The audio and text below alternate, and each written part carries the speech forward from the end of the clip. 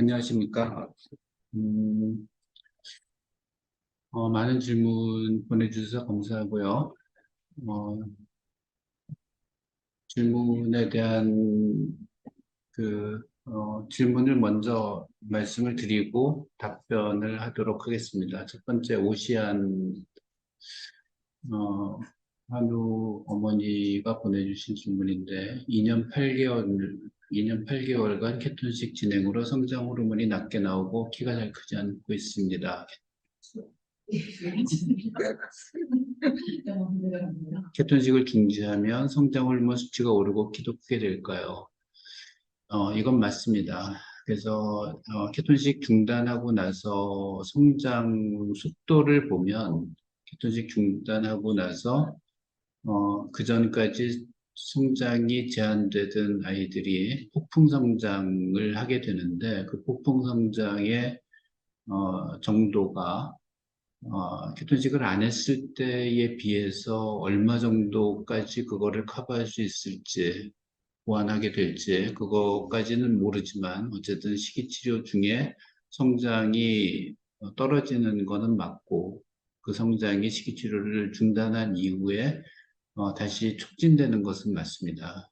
그래서 요즘은 이제 식이요법을 하면서 내분비 쪽 성장 관련된 선생님들이 계속 같이 봐주시고 계시기 때문에 그런 부분도 역시 같이 잘 관리하면 아이 성장에도 크게 문제 없이 식이요법의 치료 효과를 지속하는 게 가능할 것으로 생각이 됩니다. 그 다음 질문은 케톤 3대 1인데 아이가 밥풀떼기라도 먹고 싶어 한다고 말씀을 하셨고 탄수화물 5g 허용 범위에서는 잡밥을 아주 소량이라도 먹을 수 있나요? 이거는 이은주 선생님께서 답변을 해주시겠습니다. 네. 케톤식 3대1을 하게 되면 탄수화물 5g 허용된 양이 상당히 적은 양이라서 사실 이제 잡곡밥, 탄수화물 근원이 되는 잡곡밥을 넣게 되면 메뉴를 구성하기가 매우 어려우실 거예요. 그래서 일단은 탄수화물 근원이라서 허용이 안 되는 게 1번이고 넣더라도 그걸로 인해서 식단 짜기가 매우 어려우실 수 있기 때문에 잡곡밥은 좀 삼가하시는 게 좋겠습니다. 그다음 질문. 네. 난류의 계란, 생것은 생계란 노른자 플러스 흰자이고 계란 전란은 계란을 풀어서 익힌 것이고 계란 노른자는 익힌 계란의 노른자만을 말하는 것이 맞을까요? 생것 같은 경우에는 그 계란찜을 하는 경우에 생것을 이용해서 이제 메뉴 계산을 하시면 되고요. 생계란이라고 하는 거는 흰자 노른자를 이제 풀어서 합해서를 말하는 게 맞고요. 계란 전란은 흰자 노른자를 푸른 거를 이제 익히는 거예요. 그러니까 스크램블 에그를 생각하시면 돼요. 스크램블 에그나 뭐 계란 지단 이런 거 생각하시면 되고요. 계란 노른자는 익힌 계란의 노른자라, 네, 맞습니다. 계란 노른자는 계란을 삶고 나면 계란 노른자를 이제 분리할 수가 있잖아요. 그래서 그 형태를 이용하실 때 계란 노른자로 계산을 하시면 맞을 것 같습니다.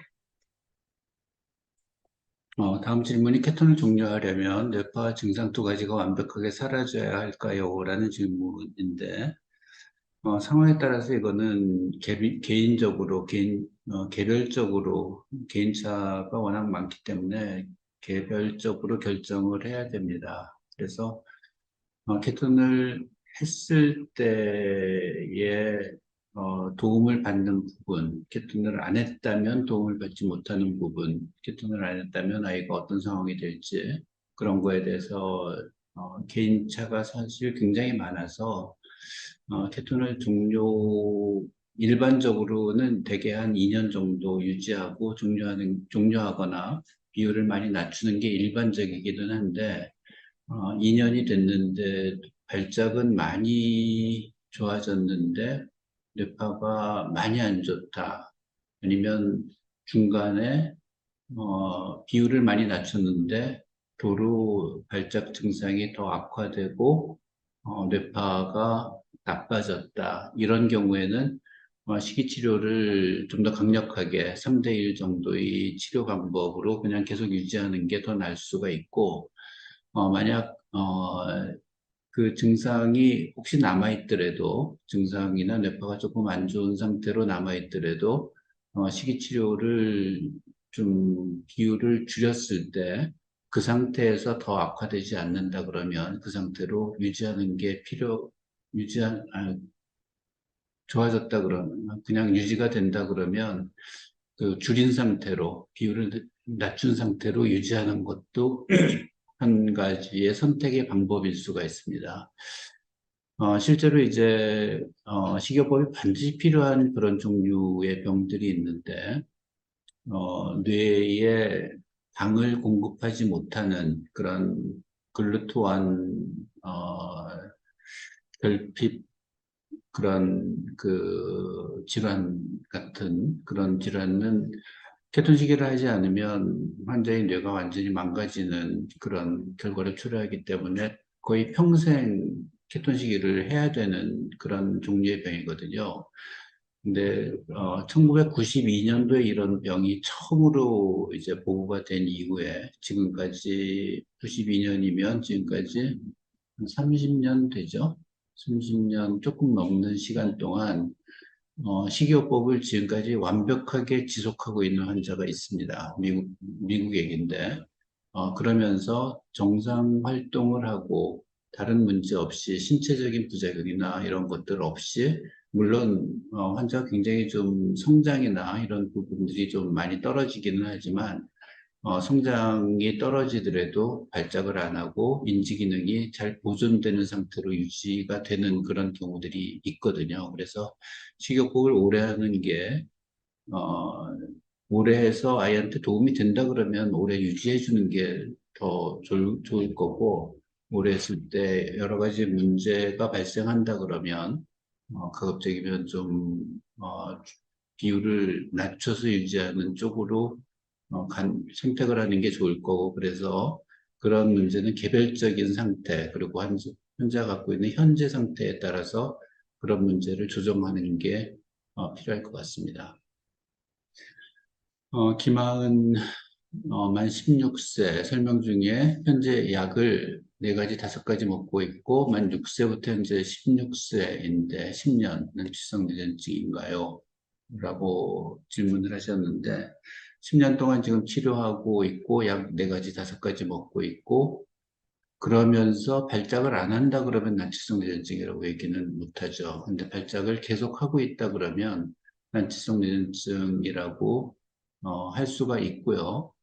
그 난치성 뇌전증 현재 갖고 있는 발작이 환자의 일상생활에 얼만큼 많은 안 좋은 영향을 주는가에 따라서 좀 더 강력한 치료가 필요할 수도 있고, 지금 증상은 있어도 생활하는데 그렇게 크게 지장을 주지 않을 정도라 그러면 지금 하는 치료로 그냥 유지하는 것도 좋은 선택일 수도 있습니다. 문제는 이제 그 약물 치료 이외에 다른 치료 방법, 식이요법이나 또는 수술이나 이런 치료 방법으로 아이가 발작에서 완전히 벗어날 수 있는 가능성이 있는 상태인지 아닌지 그런 것들을 확인하는 진단 과정이 좀 필요할 수가 있고요. 그렇지 않으면 현재의 상태에서 어느 쪽으로 가야 될지 여부는 담당 선생님과 아이의 상태에 따라서 그런 결정해 나가는 게 맞을 것 같습니다.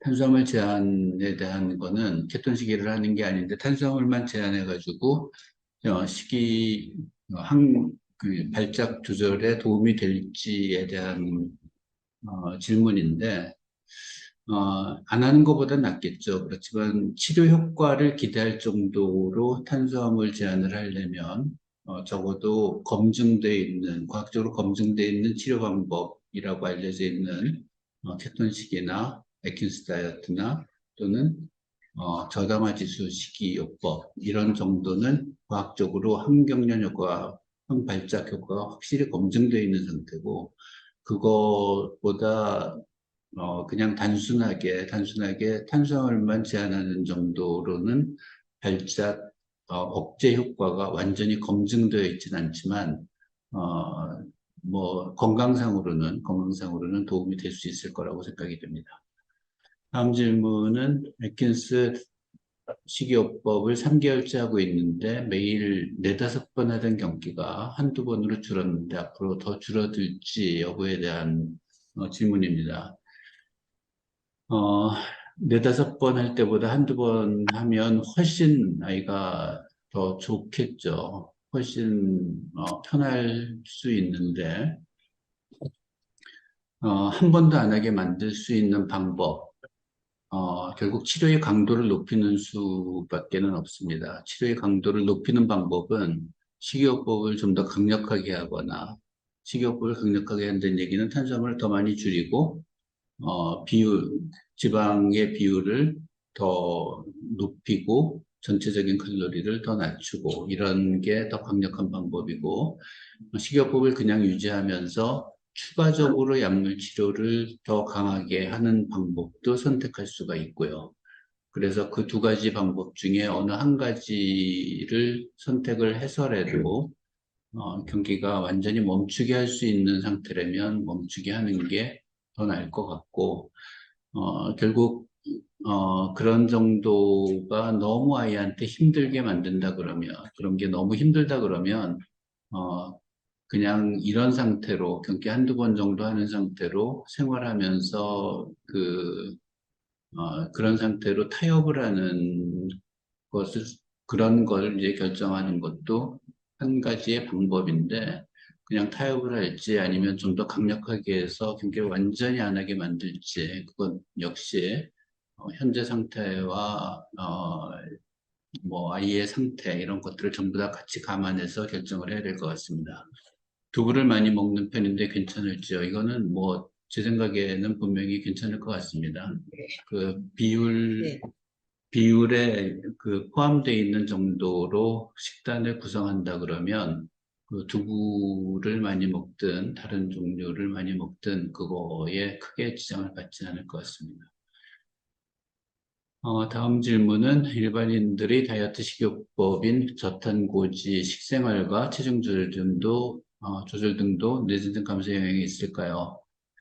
뇌전증 감소에 직접적으로 확실하게 검증되어 있는 그런 효과가 있다고 알려져 있지는 않습니다. 그렇지만 뭐 안 하는 것보다는 여러 가지 신체적인 문제나 신체적인 건강이나 이런 거에 의해서 도움을 줄 수는 있을 거라고 생각이 드는데 그런 정도만으로 뇌전증 감소에 영향이 확실하게 있다라고 말씀드릴 수는 없고, 아까도 말씀드렸지만, 확실히 검증되어 있는 방법은 일단 저당화 지수 식이요법 이상 탄수화물을 제한하고 칼로리를 제한하고 그런 경우들은 확실하게 뇌전증 발작 감소에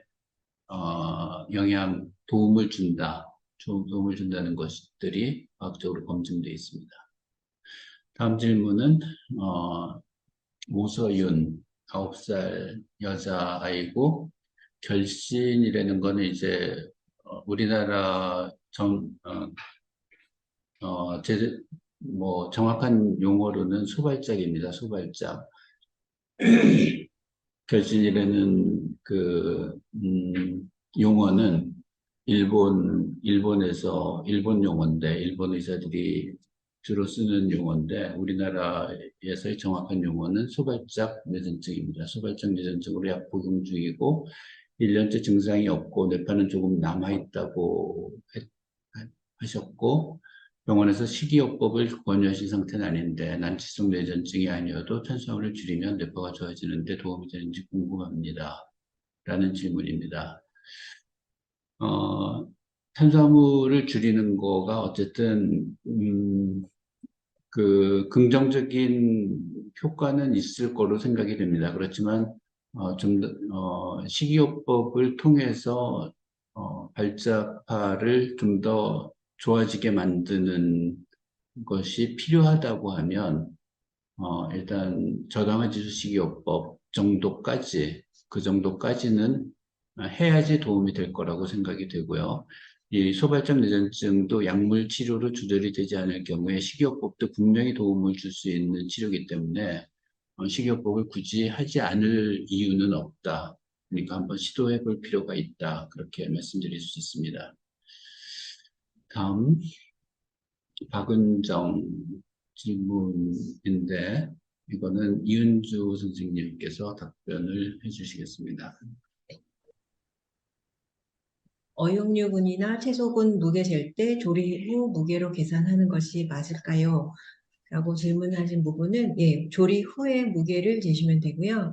조리가 필요하지 않는 거는 그냥 그거에 무게를 재시면 되거든요. 근데 어육류, 뭐 고기, 뭐 생선 이런 것도 다 조리 후에 살코기만 다 무게를 재서 먹이시면 됩니다.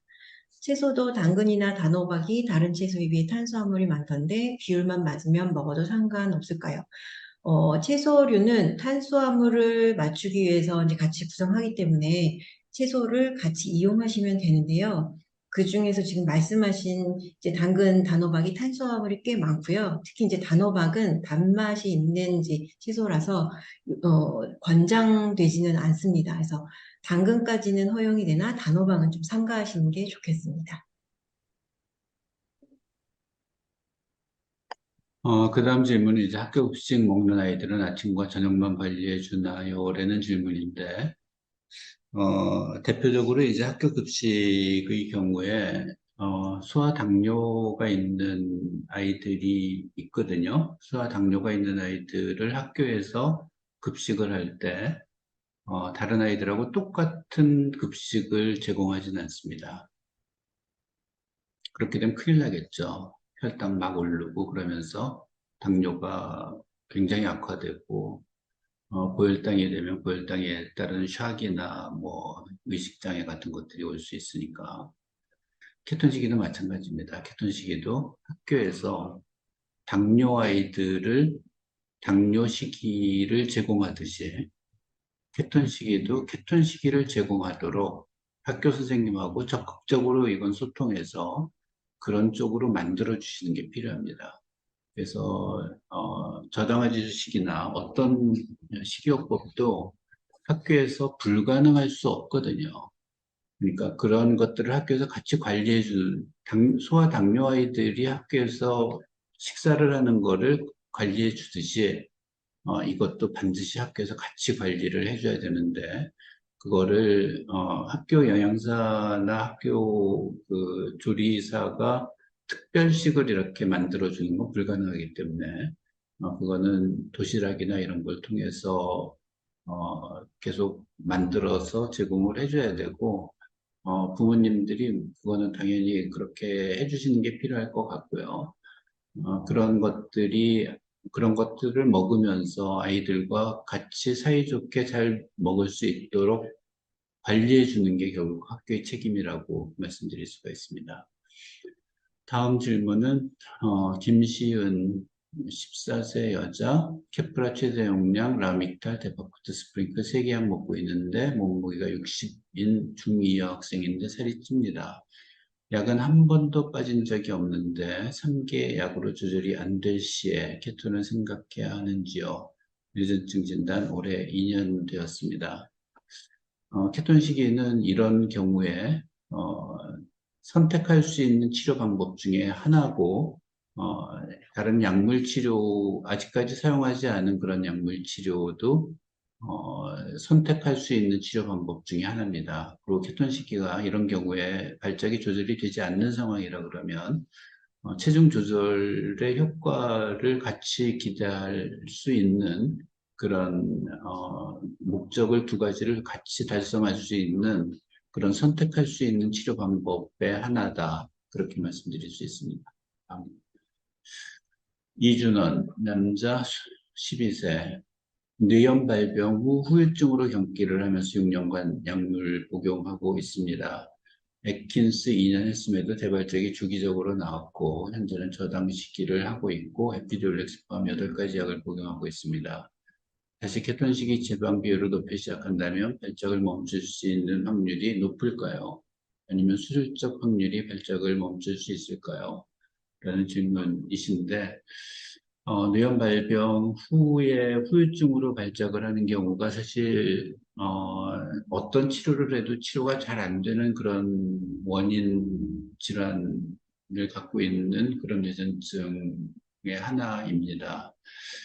그래서 그 뇌염 발병 후에 그 상처 조직, 뇌염에 따른 상처 조직을 수술 치료를 하기도 하고, 식이요법을 하기도 하고, 굉장히 여러 가지 약을 같이 사용해 보기도 하고 그러는데, 모든 치료가 치료 효과가 그렇게까지 뛰어나지 못합니다. 그런데 이제 뇌염이 발생한 게 결국 뇌염 발생한 이후에 상처 조직, 뇌의 상처 조직 같은 것들이 결국 발작을 일으키는 부분하고 뇌 염증성 변화 같은 것들이 지속돼서 그 발작을 일으키는 그런 상태로 생각할 수가 있는데, 어, 두 가지 모든 경우에 케톤 시기는 사실 상처 조직에서 발작이 발생하는 그런 거를 억제할 수 있는 그런 능력을 강화시켜 줄 수 있는 그런 치료 방법 중에 하나고, 또 하나 염증을 억제하는 그런 뇌의 염증성 변화를 억제할 수 있는 치료거든요. 그래서 그런 면에서 보면 식이요법이 분명히 도움이 될 수 있는 그런 변화를 줄 수 있다. 그렇게 생각할 수 있는데, 다시 지금 현재 발작이 그렇게 가볍지 않은 상태라 그러면 케톤 시기를 비율을 높여서 한번 다시 시도해 보는 게 필요할 수 있습니다. 그래서 한 3개월이나 6개월 정도 유지를 해서 결국 장기적으로 발작을 안 하는 뇌로 바꿔줄 수 있는 상태, 그거를 발작을 하는 뇌가 발작을 하지 않는 뇌로 바꿔지는 거에 가장 중요한 그 과정은 일단은 아이가 성장하는 거, 뇌가 그러니까 점점 성장하면서 바뀌는 거, 그게 가장 중요하고, 두 번째로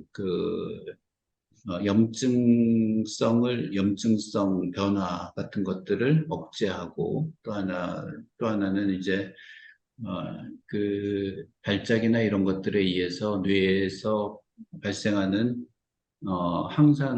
산화물질, 산화물질, 그러니까 활성산소를 제거시켜주는 이제 그런 게 발작을 하는 뇌를 발작을 하지 않는 뇌로 바꾸는데 그런 기전을 기대할 수 있는 그런 치료 방법이라고 할 수 있는데 아직까지 그게 완벽하게 효과적이라는 게 증명이 되지는 못했지만 어쨌든 그런 변화를 일으킬 수 있는 어, 그런 변화가 가능한 치료 방법 중에 하나가 식이요법입니다. 그래서 식이요법을 다시 좀 강력하게 해서 한 3개월에서 6개월 정도 지켜봐서 실제로 도움이 되면 다시 한번 시도해 보는 것도 유지하는 것도 한번 고려는 해볼 수 있을 것 같습니다. 수술 치료는, 저도 뇌염 이후에 수술한 환자들의 경우에 수술 치료에 대한 그 도움을 그렇게까지 많이 제공을 못했었던 경험들이 있어서 수술 치료를 하는 거가 그렇게까지 효과적이지는 않을 것 같다. 그런 생각이 듭니다. 다음 질문은 장규화 7세 초점성 뇌전증 진단받고 1년에 한 번 정도 경련하는 아이입니다. 7세 남아 32kg로 과체중인데 케톤식이 시작하려는 게 괜찮으실까요?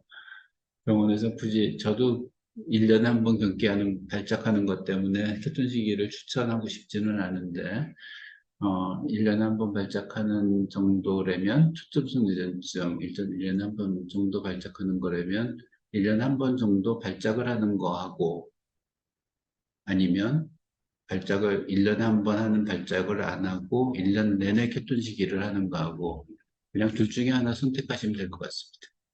근데 대부분의 경우에 1년 동안 케톤 시기를 하고 1년에 한 번 하는 발작을 안 하게 만드는 정도의 그런 치료를 권유를 하지는 않을 것 같거든요. 그러니까 그거는 어, 상황에 따라서 정말 약에 대한 그 거부감이 너무 심한 경우라든지 아니면 약의 부작용이 너무 심한 경우라든지 그런 경우에는 선택을 할 수는 있는데 굳이 1년에 한 번 정도 발작하는 상태 때문에 모든 식사를 이렇게 제한하는 게 그렇게까지 추천되는 그런 상태라고 말씀하기는 어렵고요. 간혹 가다 이제 약을 정말 먹기 싫다. 그런 경우에 저당화 지수 시기를 유지하는 그런 경우들도 있기는 합니다. 다음, 마지안, 9살 여자, 2년에 걸쳐 2번 정도의 갱년이 있었고요. 아직 난치성이라고 진단을 받은 건 아닌데, 그런 아이들에게도 일상생활 중 케톤식에서 지향하는 재료들로 식사법을 일부 바꿔도 효과가 있을까요? 아까 답변을 이미 드린 것 같은데, 어, 아직 검증되어 있는 항경련, 항발작 효과를 검증되어 있는 정도의 시기 치료는 저당화 치료 시기 치료 이상, 에키스 시기, 그리고 케톤 시기, 이런 정도는 확실하게 항경련 효과가 입증이 돼 있고, 그렇지 않은 경우 의 그냥 단순한 뭐 그 식사의 조정 정도로 난치성 아니 정도로 발작 억제 효과가 있을 것 같다라는 어, 그런 과학적인 검증은 아직 되어 있지 않습니다. 다음 질문. 심재영, 3살 남자, 3가지 약으로 조절이 안 돼서 에킨스 식이요법을 한 지 1년 만에 약을 줄이다가 재발을 했다. 내용이고, 다시 약 용량 늘리고 지켜보는 중인데, 식이요법 전보다는 발작 주기도 길고 양상도 약해졌습니다. 이 시점에서 케톤 비율을 늘리는 게 좋을지, 아니면 계속 약으로 조절하고 에킨스를 유지하는 게 좋을지 궁금합니다. 그거는, 그러니까 보호자가 결정하시면 될 것 같아요. 그러니까 뭐 치료를 좀 더 강하게 하는 게 필요한데 그 강하게 하는 게 어, 두 가지 선택이죠. 에킨스 케톤식의 비율을 더 강력하게 할 건지 아니면 약을 더 강하게 쓸 건지 그 두 가지. 케톤식이 그러니까 식이요법 에킨스 식이만으로 완전히 지금 억제가 되고 있지는 않고 약물 치료만으로는 당연히 억제가 되지 않고 있기 때문에 그 두 가지를 지금 같이 사용하고 있는 상태고 그 두 가지가 융합해서 그 시너지 효과를 지금 같이 유지를 하기 때문에 환경련 효과가 그만큼 더 줄어든 환경련 효과를 더 강하게 하고 있다라고 생각하시고 뭐 어느 한 가지를 더 강하게 해서 경련을 좀 더 강력하게 억제하는 거 그건 어느 쪽을 선택을 하셔도 괜찮을 것 같습니다. 근데 약물 치료를 하면서 에키스 식이요법을 하고 나서 발작이 확실히 좋아졌다고 하면 식이요법을 조금 더 강력하게 하는 것도 도움이 될 수 있는 선택 중에 하나입니다. 다음, 조민준, 남자 5살. 했던 시기를 1년 정도 하고 있는데 아이가 잘 먹다가도 식사 거부를 합니다. 주로 뱉거나 다 먹이는데 1시간이 넘어가서 다 못 먹일 때도 있습니다. 병원 진료 시 케톤체 형성이 잘 되어 있다고는 하는데 걱정되는 게 강제로 먹일 때도 있는데 그런 횟수가 많아지면 거부하는 횟수도 많아지지 않을까 걱정입니다. 여기까지만 우선 답변을 드리면 케톤체 형성은 잘 된다고 하더라도 이 비율이 무너지면 항경련 효과는 같이 무너집니다. 무너지는 상태가 되고 케톤체는 그 당시에는 케톤체가 검사를 해보면 나온다고 하더라도 비율이 무너지면 항경련 효과 자체가 같이 무너지기 때문에 그 케톤체 형성은 순간순간 어느 한 순간을 결정해서 알려주는 거고 식이의 비율이 무너지는 만큼 환경연 효과가 같이 떨어지기 때문에 그런 상태를 안 만드는 게 결국은 식이요법의 성공을 하는데 제일 중요하고요. 대표적으로 이제 그 발작을 하는 쥐를 이제 식이요법을 하게 되면 발작이 완전히 멈추게 되는 그런 쥐가 있는데 그런 쥐에서 탄수화물을 먹이면 그 자리에서 바로 발작이 다시 나오거든요. 그래서 그런 거를 감안을 해서 생각해 보면 식이치료를 약화시키는 거에 만큼 그만큼 환경연 효과가 같이 떨어지는 상태가 되기 때문에 어, 그런 일들이 일어나지 않도록 유지해 주는 게 더 좋다고 생각이 되고요.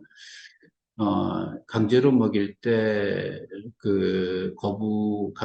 거부하는 횟수와 같이 많아질 수 있겠죠, 당연히. 강제로 먹이 근데 그거는 거부하지 않도록 잘 달래서 먹이는 수밖에는 지금 없는데 그런 의사소통이 불편한 아이라서 어르고 달래기도 힘들고 그런 상황에서는 어, 상황에서 어쨌든 한 끼 정도 적당히 먹여도 괜찮을지 여부는 말씀드렸듯이 가급적이면 그렇지 않도록 유지를 해주는 게 필요하고 아이가 그 식이 조절이나 이런 것들을 거부하지 않을 수 있는 메뉴를 바꾼다든지 그런 다른 방법들을 좀 사용해서 단맛이 나는 그런 향신료라 그러나요? 아니면 감미료라 그러나 그런 것들을 같이 좀 추가해서 쓰든지 그런 여러 가지 방법을 통해서 거부하지 않도록 만들어 주시는 그런 게 필요할 것 같습니다.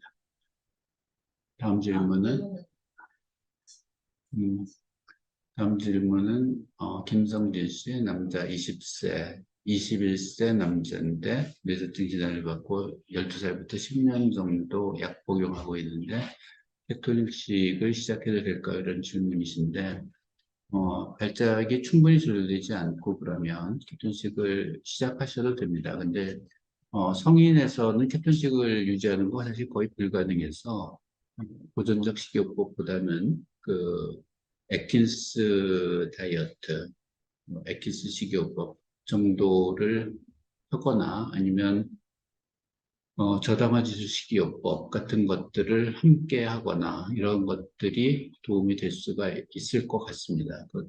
문제는 그런 도움이 될지 안 될지 여부도 역시 해봐야지 알 수 있는 거니까 3개월에서 6개월 정도 해봐서 본인의 건강에도 좋고 다른 합병증도 없고 그리고 발작에도 훨씬 더 도움을 받고 뇌기능 개선에도 도움이 된다 그러면 그런 치료를 계속 같이 유지하는 것도 좋을 것 같습니다. 실제적으로 일반인들도 키토시기를 그냥 뇌기능 개선 목적으로 계속 하시는 분들도 있거든요. 근데 그런 경우에 어, 하는 게 안 하는 것보다 나으니까 그런 것들을 계속 유지를 하는데 그런 신체 건강이라든지 아니면 뇌기능 개선이라든지 이런 데 도움이 된다 그러면 그냥 유지를 하셔도 별 문제가 없을 것 같습니다.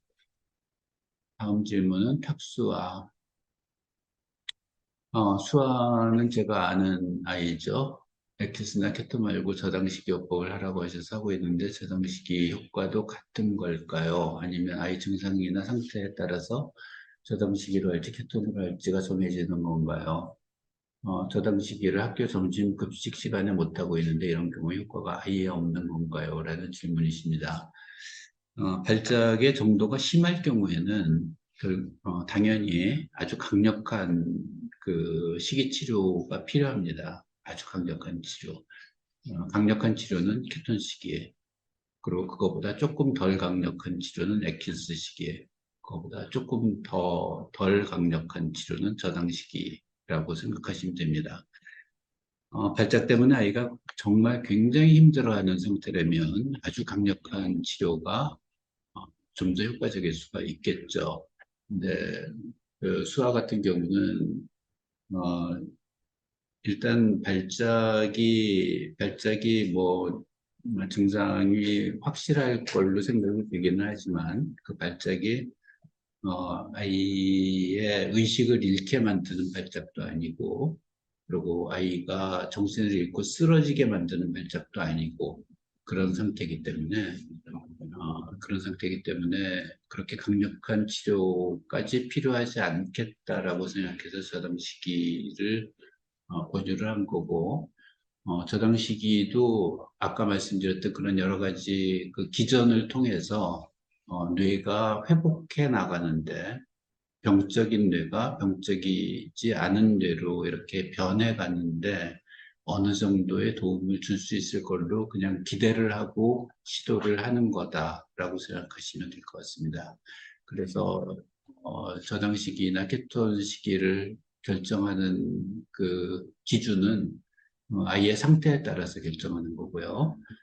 저당 시기를 학교 점심 급식 시간에 못하는 부분에 대해서는 아까 말씀드렸듯이 강력하게 학교에 요청을 하셔서 당뇨 환자들을 학교에서 그러면 점심시간에 일반 시기를 똑같이 먹이느냐라고 물어보면 당연히 당뇨 환자들은 그렇게 안 한다라고 답변을 하실 겁니다. 그렇게 되면, 당뇨 환자가 우리 아이가 당뇨 환자는 아니지만, 당뇨 환자가 아니라고 하더라도, 그 당뇨 환자와 같은, 이런 저당 시기가 아이 건강에 필요한, 시기 방법이다라는 걸 강력하게 주장하셔서 학교에서 그거를 유지할 수 있도록 만들어 주시는 게 필요할 수 있습니다. 엄마들이 못하실 거는 없거든요. 그 엄마들은 가장 파워풀합니다. 그래서 학교 선생님을 이기실 수 있는 유일한 분들이 엄마라고 생각이 되고요. 그런 설득을 못 하실 이유는 없다고 생각이 됩니다. 희강이 경련은 없고 뇌파만 안 좋은 경우입니다. 케토진 1년하고 저당식으로 유지 중인데 소론도 치료를 앞두고 있는데 식단은 유지하는 게 좋을까요? 라는 질문인데 희광이도 제가 아는 아이고, 지난번에 뇌파를 보면서 사실 아빠하고 같이, 그 뇌파 보여드리면서, 식이요법으로, 물론 도움을 받는 부분도 있겠지만, 식이요법으로 이게 이 상태에서 벗어나기는 좀 어렵겠다라고 생각해서, 스테로이드 치료를 좀 하자라고 말씀드렸고요. 스테로이드 치료하는 도중에 식이요법의 효과는 일단 없어진다고 생각하셔야 됩니다. 그래서 식단은 일단은 뭐 굳이 유지를 할 필요는 없을 텐데 그렇다고 이제 스테로이드 치료하면서 식단을 제한을 풀게 되면 합병증으로 이제 살찌는 거 그런 것들이 굉장히 심해지거든요. 그래서 칼로리 제한이나 당 제한 같은 것들을 어느 정도 신체적인 이유 때문에 경기 발작에 대한 도움을 줄 수 있는 이유보다는 신체적인 이유 때문에 그런 부분들을 조금 그냥 억제시켜주는 게 더 나을 거라고 생각은 됩니다. 근데 그거 자체가 어, 발작을 치료하기 위한 식단 유지, 그거는 아니라고 생각하셔야 될 것 같습니다. 케톤 식이요법과 스테로이드를 함께 해도 괜찮을까요? 라는 질문이신데, 이거는 스테로이드를 사용하게 되면 케톤 식이요법의 효과는 없어진다라고 생각하시면 됩니다. 어, 오랜만에 뵈서 반갑습니다. 라는 인사 말씀에 저도 감사드립니다. 그리고 마지막 질문인가요? 어, 16, 어느 거? 박은정 아이의 질문은 지방 섭취가 많으면 성조숙증이 나타날까 걱정된다는 질문이신데 지방 섭취 때문에 사실 성조숙증이 나타나는 건 아니고요. 성조숙증이 나타나는 이유는 지금 너무 많아서 그게 지방을 많이 먹는다고 해서 성조숙증이 나타나는 거라고 볼 수는 없고요. 오히려 칼로리 조절이나 이런 것들을 하게 되면 성조숙증이 억제가 될 수 있는 가능성이 더 많이 있다고 그렇게 생각하셔도 될 것 같습니다. 오히려 살찌고 그러는 것들이 성조증, 그러니까 살이 찌는 거는 탄수화물 과다 때문에 찌는 거거든요. 지방 과다 때문에 살을 안 찝니다.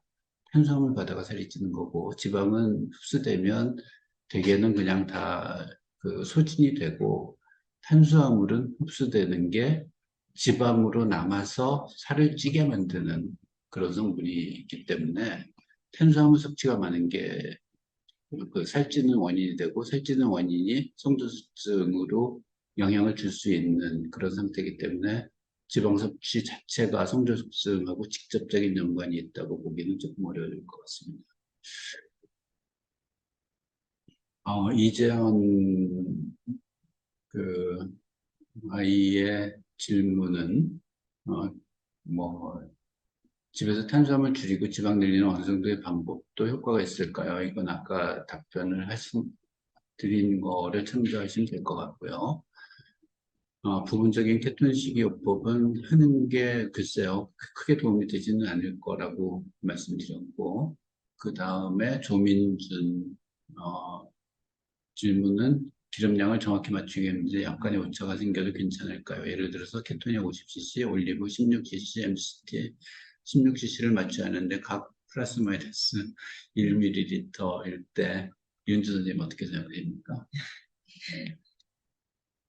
어, 네, 일단 최대한 정확하게 맞추시고요.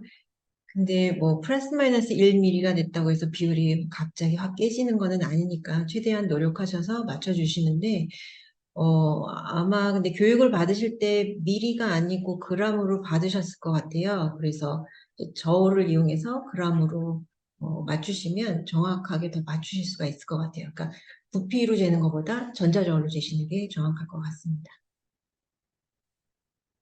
여기까지만 할까요? 아니면 더 할까요? 두 개만. 그 다음 최혜린 질문인데, 스테로이드 쓸 때 뇌파가 좋아지긴 했지만 약물로 뇌파가 잡히지 않고 있는데 다시 스테로이드 쓰거나 시기를 하기에는 부작용으로 잃는 것이 클 것 같아 지켜보는 중인데 집에서 단 음식만 줄이는 것도 도움이 될까요? 라는 질문인데 식이요법을 할 거라면 진짜 발작을 억제하기 위한 그런 목적으로 할 거라면 그냥 단 음식만 줄이는 걸로는 어, 부족합니다. 그래서 식이요법을 적절한 정도로 교육을 받고 유지하는 것 정도까지는 해봐야 될 필요가 있을 것 같습니다. 그리고 식이요법이 부작용이 그렇게 많다, 잃는 게 클 것 같다라는 생각은 조금 잘못된 생각이고요. 식이요법에서 나타나는 부작용 중에 대표적인 건 이제 소화기 장애인데, 소화기 장애도 소화기 쪽에 약물 복용으로 거의 대부분 조절이 되거든요. 그리고 다른 부작용들은 계속 모니터링을 하기 때문에 그런 문제가 장기적인 어떤 영향을 주거나 그런 경우는 거의 없어요. 아까도 말씀드렸듯이 30년 이상 지금 식이요법을 그것도 강력하게 하고 있는 환자가 가장 이제 걱정하는 게 지방을 많이 먹는 것 때문에 혈관 질환 같은 게 생기지 않는가라는 그 걱정을 많이 하시는데 30년 이상 한 그 환자의 경우에 혈관 질환 전혀 없는 상태로 유지가 되고 있습니다. 그래서 그건 조금 과다하게 생각하시는 부분들이 더 많은 것 같고 부작용을 괜히 걱정해서 아이한테 좋은 그런 치료 방법을 선택하지 못하는 그런 게 오히려 더 아이 건강에는 안 좋은 영향을 줄 수도 있을 것 같습니다. 다음 질문 하나만 더. 그린2A 유전자 변이 진단 받고 에킨스 중인데 눈풀림이 잦아졌다. 그리고 들림 뇌파 문제 같아 보이고 식단 1년 동안 뇌파가 좋아지지 않고 이럴 경우에 케톤 식이를 유지해야 될까요? 담당 선생님하고 상의하셔야 될 것 같고요.